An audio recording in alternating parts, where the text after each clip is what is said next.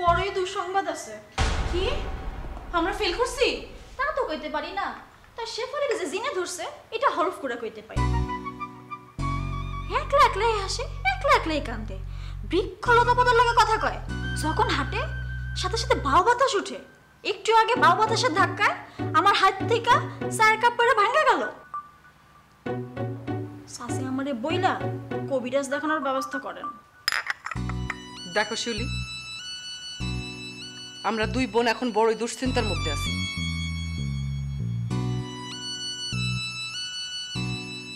এইখানে তুমি সব শেফালি বকুল নিয়ে কথা বলতে এসো না।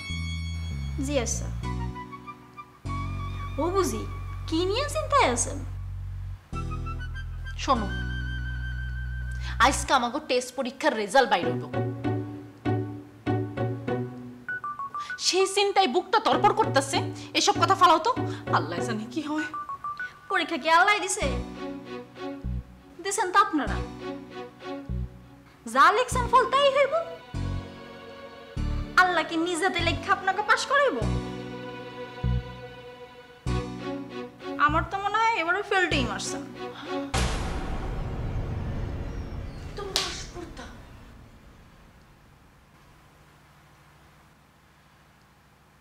ইনশাল্লাহ পাশ করবেন।